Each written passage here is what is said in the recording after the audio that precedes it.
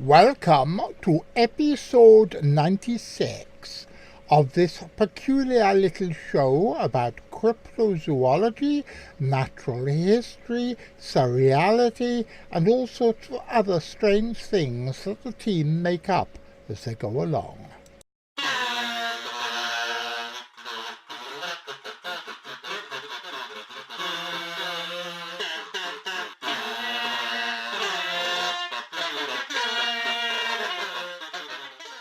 If you're hip enough, you can listen to this.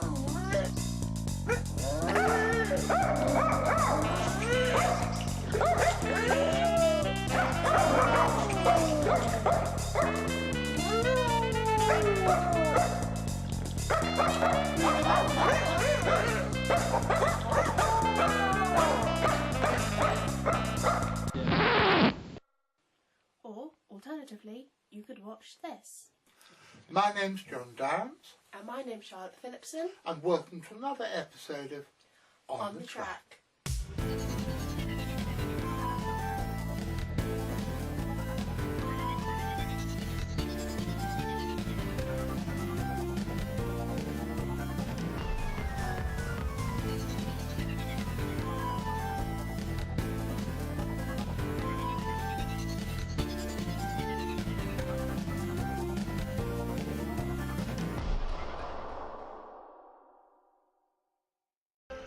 This has always been my favourite time of the year. I love the transition time of autumn, the end of summer, the beginning of winter, and the fact that the earth is beginning to go to sleep but planning for its rebirth in the spring. However, this autumn is tinged with sadness and uncertainty. As regular viewers and readers of the CFZ blogs will know, Karina has been particularly unwell, and we're still waiting for test results to explain what exactly is wrong with her. On the Track and all the other things we do on a regular basis, like Gonzo Magazine, the daily blogs, and Animals and Men, will continue.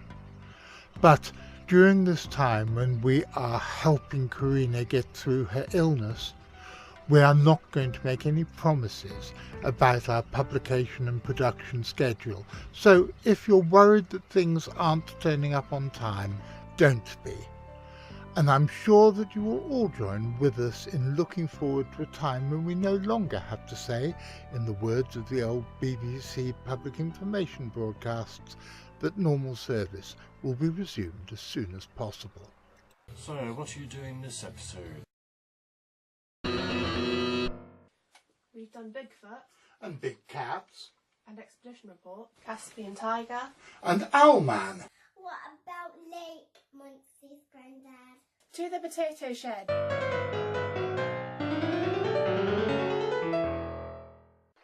And now for a little bit of what I believe is called exposition. The Potato Shed is what everybody seems to call my office, or my study as I prefer to refer to it. Why? Because it's a badly converted potato shed that when my father bought this house back in 1971 was a potato shed. It's damp, draughty and full of rubbish, and it's where I spend most of my life. End of expository statement. Something I think's really interesting is the way that Google Earth and Google Street View have been game changers, at least in the popular view of cryptozoology. For example, there's been lots of pictures claimed to be of the Loch Ness monster and lake monsters in other parts of Scotland, which have appeared in newspapers and appeared on television, and then it turned out that they're nothing really apart from the fact that one of the satellite pictures on Google Earth actually managed to pick a boat going across with its wake. But this turned up a few days ago on Google Earth, and I really don't know what it is. It's certainly not a boat. Do you see it? Yeah. What on earth is it? I can't tell. My first thought was that because of the colour and the way it's positioned and lighted, it kind of looks like a seal, but it's obviously not that. Why not?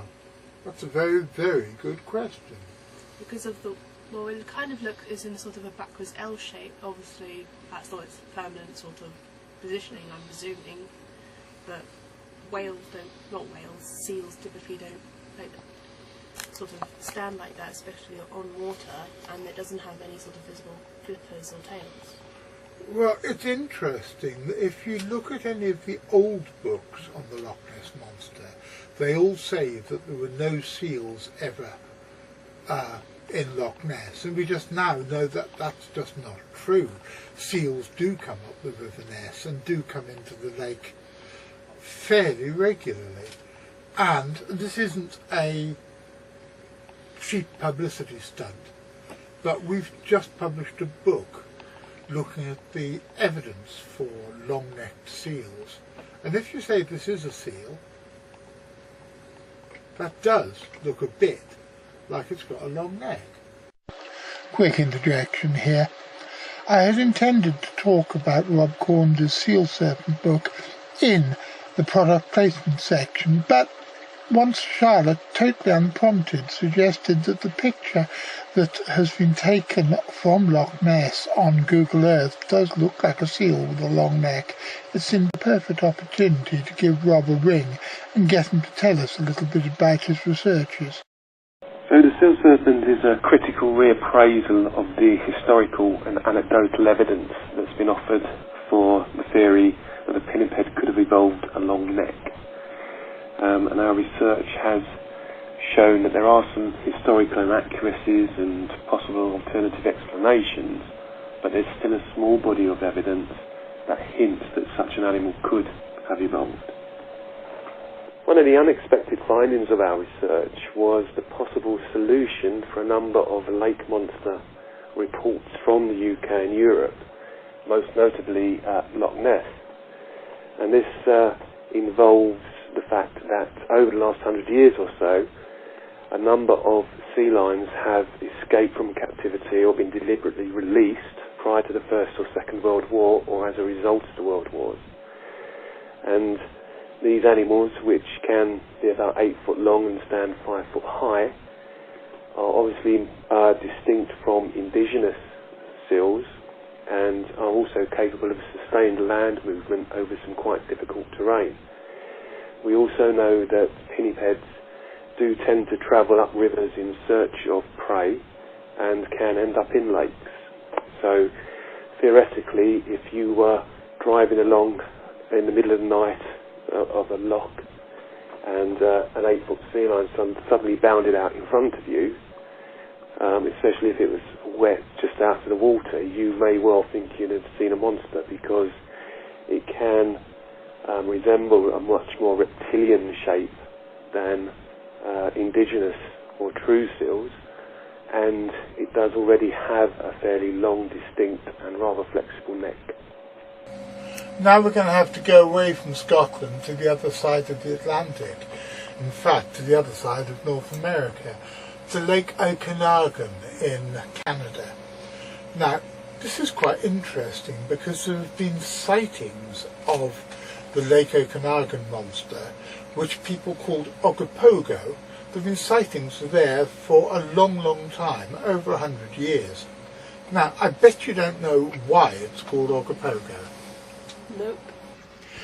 I want to take you back nearly 100 years to America in the decade after the Great War. A decade where alcohol was illegal and people had to take their pleasures where they found them, which is quite possibly why this peculiar song about a funny little man with a butterfly neck and a battery of impressive artillery became such a massive hit record.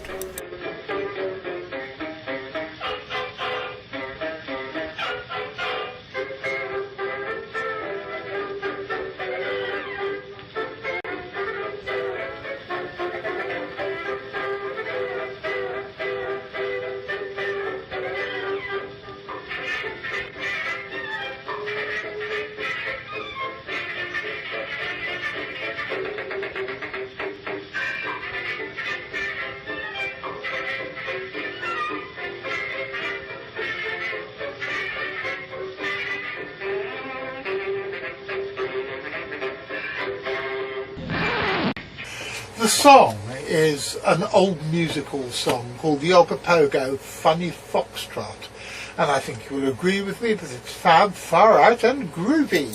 Whatever. Here I think we should point out that the song isn't about the lake monster in Canada. In fact, it's completely the other way round. The song was a hit round about the time the people started reporting monster sightings in the lake, and somebody from the local newspaper decided it would be a jolly funny wheeze to reference the song in their newspaper story about it, and the name stuck. But look at this, there have been new sightings of the Ogopogo. There haven't been sightings for something like 15 years, but now they've started again. Now, what's that? What do you think that is? There's like an owl or something that's floating. You're bloody good, you're right, it does, doesn't it? It's a bit difficult to tell because the news stories and the website that they reference are a little bit difficult to follow. But I think this is the latest footage. Now, if you look here, you can see it's taken on a camera phone. Was there something in the back? Yeah, there you can see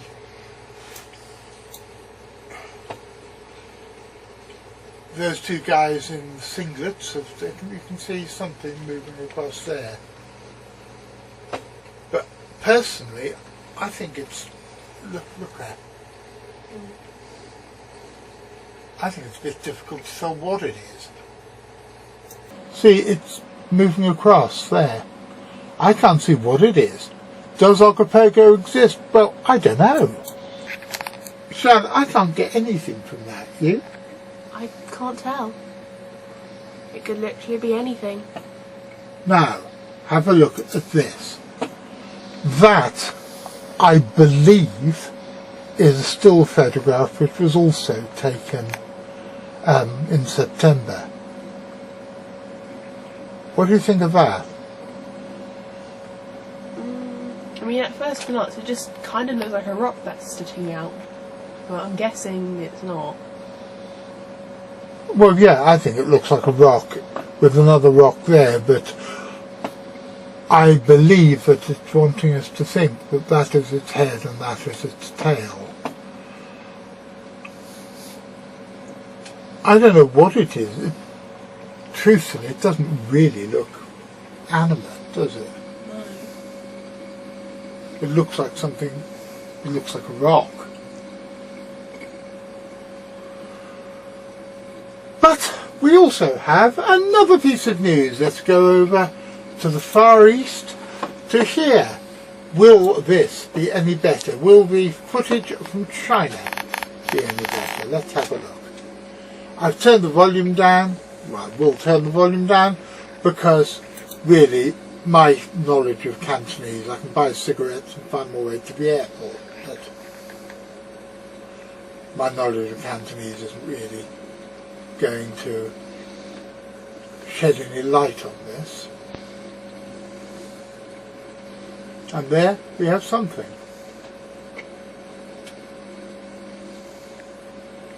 What do you think, love? Once again, it could literally be anything. It looks rather big. It does look big. This is the Loch Ness monster in China that has been written about for many years. And this, I assume, is going to, this is an advert selling videos to the Daily Mail, which, fair enough, they've got to make a few quid somehow, but I don't understand. I think you're right, it could literally be anything. Enough of lake monsters for this episode. It's time for a history lesson. I was only a little boy in 1968, but I remember my parents talking in a worried fashion about the student protests which were taking place across much of the world. They spread like wildfire, and almost for the first time, young people were politicised. It wasn't the first time, and it wouldn't be the last time, that young people became radicalised and involved in street politics, but it's a time that's always fascinated me, because many years later I became friends with several people who played a pivotal role in these protests. David Allen in Paris and Mick Farren in London. In recent years both of them have died, but I have a sneaking suspicion that they would be very impressed to know what young people are doing today, because for the first time in decades young people across the Western world are becoming increasingly radicalised. They are protesting about a lot of things, but the most important is the degradation of our natural world caused by climate change. Last month, veteran BBC broadcaster Chris Packham organised the People's March for Wildlife in London, and one of the speakers was 15-year-old Bella Lack. Hello, I'm Bella Lack and I'm 15 years old. 15 years. In those 15 years, I've only ever seen hedgehogs through the rectangular screen of a phone. I've only heard the chatter of a hen harrier through a muffled video. If I squint, if I focus intently on the screen, I can imagine that I am there, and that things are not as bad as they seem. But the reality, it is bleak. It is terrifying. There is not one specific generation that can be blamed for our planet's destruction. But my generation have been handed a decimated world that is being stripped of its magnificence, that is being stripped of its life. And then people ask why my generation are disconnected, why we turn to our devices rather than our gardens, our houses rather than our parks, and our cities rather than our woods. Perhaps it is because some people my age have never seen what many others have had the privilege to see. Many of us fail to picture the bumbling walk of a hedgehog or hear the joyous calls of a skylark flying above us. Many of us haven't experienced the bounty of nature, and I fear so much that my generation will grow up disregarding our natural heritage. We have lost 44 million birds since 1966, but statistics will never do justice to the magnitude of our crisis. Now try and picture the immensity of that number. It's almost equivalent to the current population of England and Wales. But I'm not here just to dishearten you. We still have much of our iconic and priceless British wildlife left. And as long as we have species left, we have hope. And seeing all of you gathered here today is evidence that we do care. We care so deeply about our wildlife. And as long as we care, there is no way that we will allow it to descend into oblivion. This is a turning point. This is a time that future generations will look back to. This is a people's walk for wildlife. Thank you. And on the other side of the Atlantic, Jamie Margolin, another teenage girl, has started a movement called This Is Zero Hour. And they've not just taken to the streets in protest, they've taken the state of Washington to court, suing the state for its inaction in preventing ecological meltdown. I don't think I have been so proud of my fellow human beings for many, many years. Anything which can bring together idealistic young people and elderly hippies like me, all fighting for the common cause, has got to be a good thing. But what's this got to do with cryptozoology? Absolutely everything. You see, cryptozoology is all about biodiversity. It's all about discovering what animals live in an ecosystem. And if, due to something like climate change, the ecosystem is changing beyond recognition, then the animals that live there are going to change as well. And so cryptozoology is, amongst other things, an invaluable tool for measuring how ecosystems change. We at On the Track, and indeed at the Centre for Fortean Zoology itself, are fully supportive of the climate change protesters here and in other parts of the world. And if there's anything else that we can do to help, please, you know where we are. All you have to do is get in touch. Welcome, children. I am the Ghost Man. It is time for... This new segment was Charlotte's idea, as was the title, with people in the CFZ spread far and wide across the globe and of all ages from their teens to their 80s. Everyone has a different opinion of their favourite mystery animals, and so now each episode we are asking a different crypto authority for their favourites. And as Charlotte said, It's time for the Crypto's Cryptids.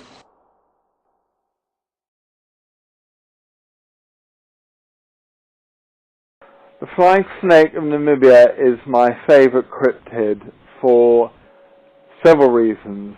One, it was the first cryptid I ever seriously wrote about for any magazine, and it appeared in the CFZ yearbook 1996.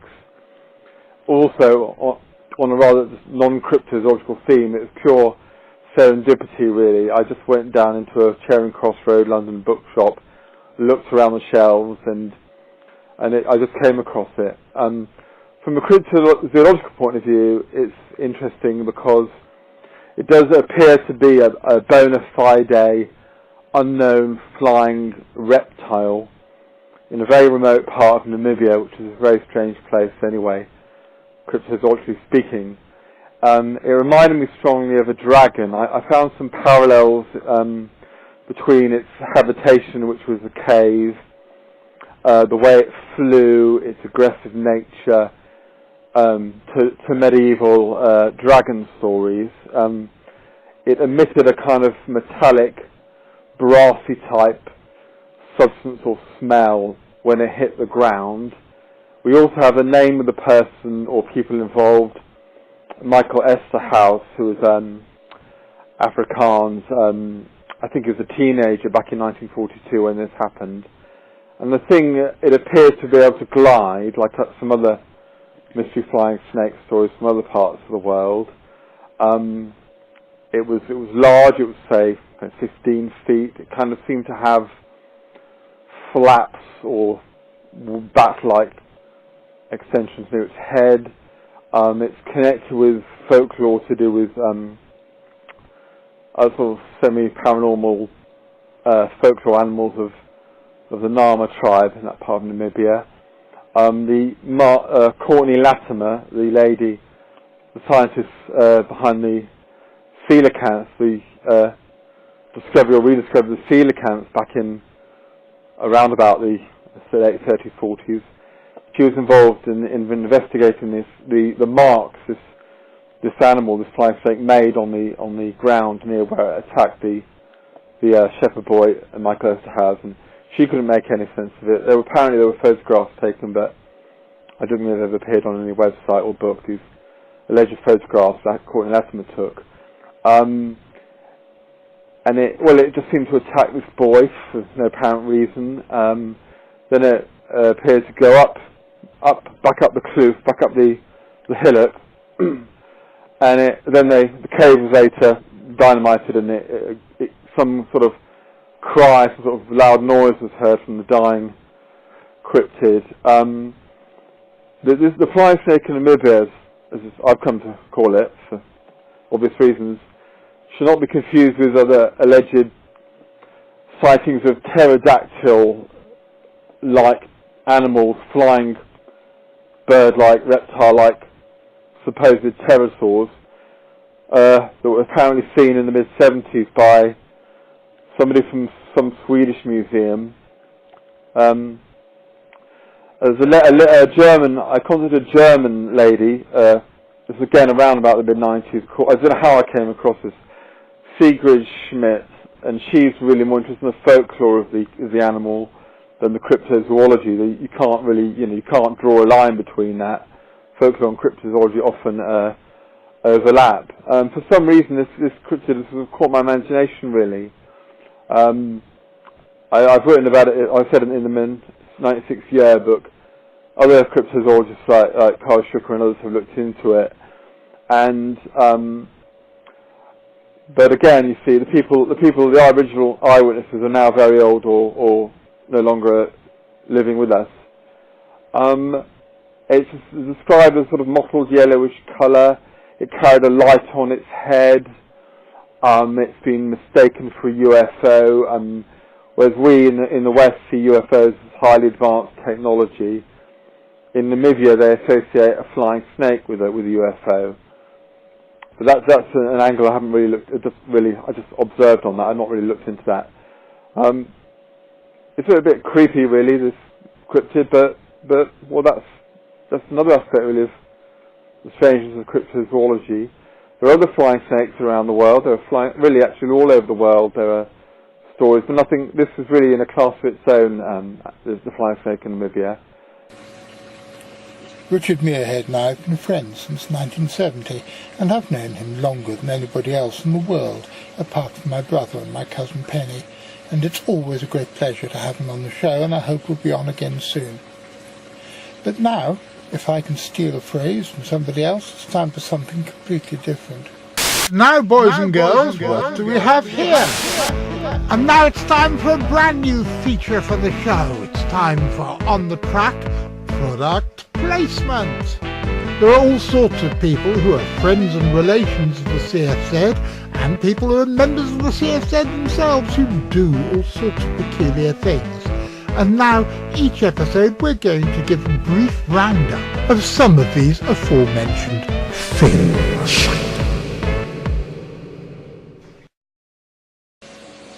Well, we've already talked about Rob Corns' new book. Lars Thomas's new book will be out in a few weeks' time. We'll be talking about that next episode. But now it's time to go to an old friend of the CFZ, the legendary and incomparable Mr. Biffo. Mark! Now, for those of you who have no idea what this is all about, Mr. Biffo, real name Paul Rose, is an eminent video games journalist who in the 1990s and first part of this century hosted on Channel 4 Teletext a remarkably surreal and peculiar video games magazine called Digitiser. We later became friends, and Biffo went with Richard, Chris Clark and the rest of the team to South America about 10 years ago in search of giant snakes and peculiar red-faced dwarfs. Honest. And now he's got a new series, so the least we can do is give it a plug.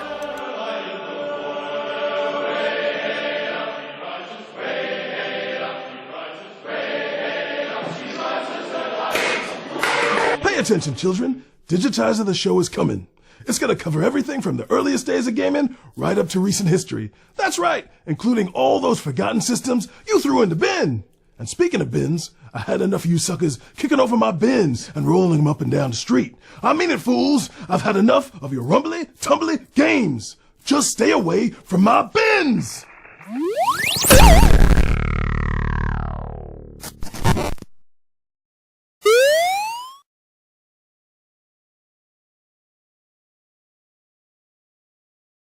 And now it's time to go to my darling Karina for another visit to the water of the skies.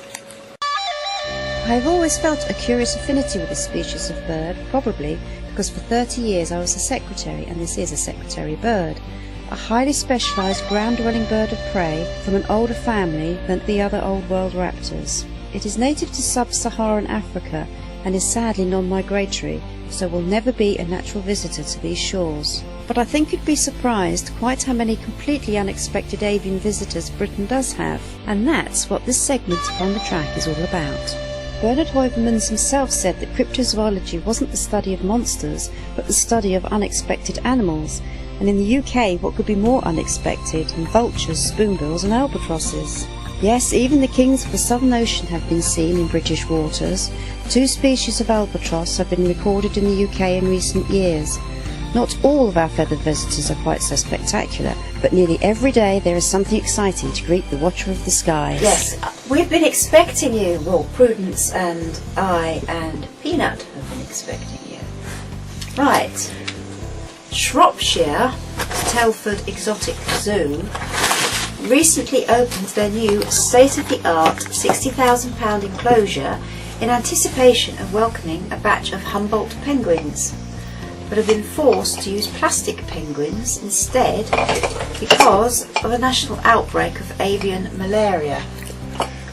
The zoo even sent staff on a penguin keeper course so they could be prepared for the new arrivals, but after months of preparation, keepers have been told the penguins will not be arriving, forcing them to stock the pool with the 6 plastic models instead. The zoo's owner said that the outbreak wiped out a lot of the penguins and caught a lot of zoos by surprise, and added that they were using the plastic models so that children could still see and learn about the penguins until they arrive. The enclosure has been made specially for the penguins and is not really suitable for anything else, so they have no alternatives. Archie, why you've got that out the bin? Just have to make a nuisance of yourself, don't you? Every time. British Trust for Ornithology, BTO, is asking people to listen for the distinctive hoots of tawny owls from their garden, local park or woodland once every week for the next 6 months, amid concerns over the bird's numbers. The conservation status of the tawny owl recently changed from green to amber, signalling a growing concern for the species. Light pollution and urbanisation are thought to be impacting populations. Anyone can take part, and all it takes is giving up around 20 minutes a week to listen out for the distinctive call. The Tawny Owl Calling Survey, which runs from the 30th of September to the 31st of March, will hopefully help researchers understand if and where the bird may be in decline.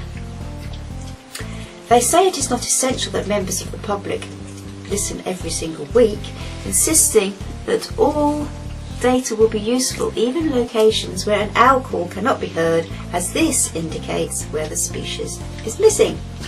The nocturnal bird is typically found in mixed woodland, but also large urban parks and even suburban gardens, and usually remains in the same territory and maintains a monogamous relationship. The twit-twoo motif is a combination of the female call, described as a kerrick sound, and the male's response, a long wavering hoot. There are currently thought to be about 50,000 breeding pairs in the UK.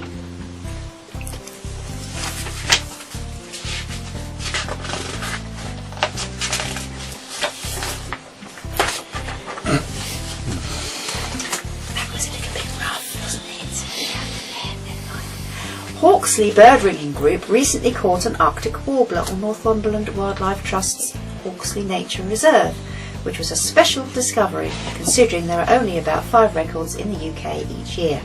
Arctic warblers breed in the far north of Penoscandia and northern Asia, and it is thought that the birds reach Britain will most likely have bred in eastern Russia before migrating to Southeast Asia in the autumn, so this one was well off course. Birdwatchers flocked to the Yorkshire coast recently when an unusual breed of woodpecker, a wryneck, was spotted in Bempton after a spell of easterly and northeasterly winds.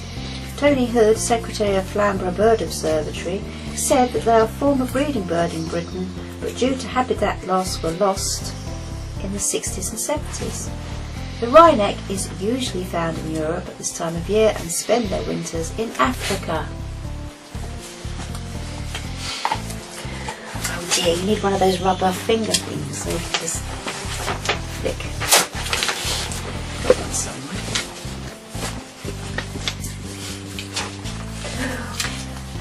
Slimbridge WWT has said that 3 common cranes have successfully fledged this year, marking this most successful year yet for the Great Crane Project's reintroduction scheme.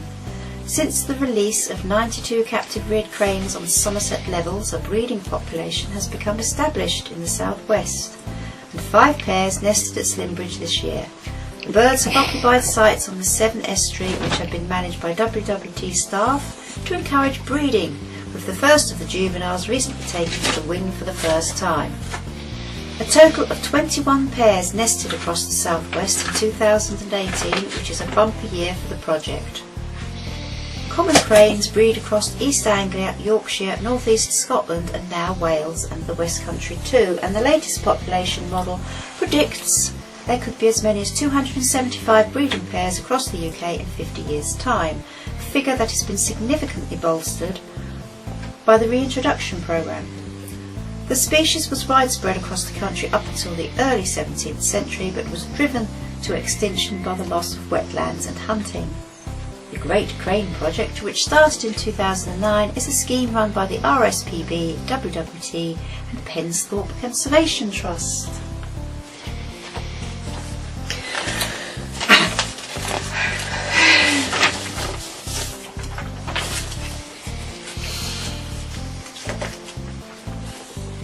And the last story this week is about a Manx shearwater that was found by a couple in their garden in Evercreech near Shepton Mallet in Somerset, who immediately called Secret World Wildlife Rescue the East Huntsville Wildlife Centre, and the day after the team at Secret World collected this bird, another Manx shearwater quietly ambled into a house in Taunton. The birds usually only come into land during the night to feed their young, which are reared in burrows in cliff faces, and as Dan Bryant, one of the carers at Secret World, explained, it is very unusual for these birds to be found inland, especially as the breeding season is now over. He went on to explain that usually storms force them to land, but there don't appear to have been any storms recently, and continued that as they rarely see humans, they don't have a fear of them. Many of the birds, which pair for life, will migrate to South Africa for the winter, travelling a journey of over 10,000 miles. No, 10,000 kilometres. We have to be universal here, don't we? Apparently the oldest known Manx shearwater is 56 years old, which is a record for seabirds. But both the birds were assessed and treated at Secret World before they were taken to the RSPCA at West Hatch, where they have special facilities for seabirds. And that is it for this month's episode. And now it is over to Jonathan for the usual look at new and rediscovered species. Bye bye. How can anyone fail to be impressed by the discovery of a new species of crocodile newt from Myanmar? A phylogenetic taxonomic analysis of the monophyletic subgroup of the salamandrid genus Tylotriton revealed that a newly discovered population from Ngasar village, 1 kilometre south of Yongwan, Shan State, Myanmar, is a new species, and most closely related to one from 80 kilometres to the west in the vicinity of Tauniki in Shan State. Tylotriton nagoensis differs from other closely related species of Tylotriton on the basis of varying combinations of characteristics associated with it, including a shorter head, larger size, rib nodule morphology, and the overall drab, very dark coloration, along with its genetic differentiation. It also appears to breed later in the year than most other species. However, this species, like so many other nation newts, is being harvested for the pet and medicinal trade, and given its restricted distribution, this could pose a serious threat to its long-term survival. I always remember how my ex-boss on Tropical Fish magazine over 10 years ago objected when I put in a story about something from Myanmar, demanding that I call it Burma because he didn't approve of the Myanmar government. I retorted, I don't approve of the British government, but I don't call us Albion. He sacked me soon after that. Over to China, where a new species of natricine water snake from the genus Habeas has been described in Sichuan province in the southwest of the country. It's based on a single male specimen. The new species is distinguished from its congeners found in China and adjacent regions by possessing a unique combination of characters. The species is an evergreen forest dweller, and nothing is known about its behaviour or ecology. A combination of morphology, bioacoustics and analysis of thousands of genome-wide markers have been used to investigate and describe a new species of Phillipson leaf warbler from the island of Rote in the Lesser Sundas, Indonesia. The new Rote leaf warbler is morphologically and genomically highly distinct from its congenerics, but the authors do not find any vocal differentiation between different island taxa. The authors discuss the behaviour and ecology of this highly distinctive new species and make recommendations about its conservation status. They believe this constitutes the first description of a novel bird species that is partly based on insights from such massive amounts of genome-wide DNA markers. As regular viewers will have noted, I'm afraid that this episode's new and rediscovered is somewhat truncated.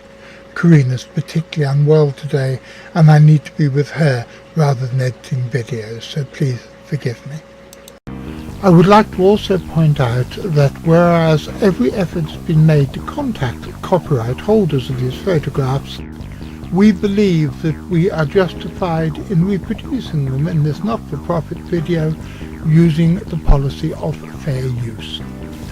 However, if there is anybody who believes that their intellectual or legal rights have been infringed, please contact us and we will do our best to bring the matter to a mutually acceptable solution.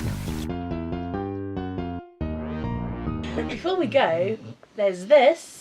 And in next month's episode... Well, I know we said this last month, but as you probably noticed, things are more than usually chaotic here at the moment. But we do have a report from Max in Russia, going to be talking about giant sturgeons and all sorts of other things. It'll happen eventually, so just watch this space. And this. Ever since we restarted this show back in the summer, we've been telling you how Louis was going to set up a Patreon campaign. Well, he's done it, and you can come see what he's done and hopefully support us in a very real way at this address. Thank you, guys. Thank you for watching this month's episode of On The Track. We hope you enjoyed it. Make sure to click that like button to subscribe, as well as clicking the bell so you get notified whenever we upload a new video. Be sure to like our Facebook page as well as sharing this video on social media. Thank you and goodbye. Well, ladies and gentlemen, here we are at the end of another episode. I hope you've enjoyed watching it as much as we've enjoyed putting it together. I'd like to say thank you to everybody who's been involved and to everybody who supports us, not just by watching this show, but by helping us in the wider work of what we do with the Centre for Fortean Zoology. Truthfully, guys, we really couldn't do it without you.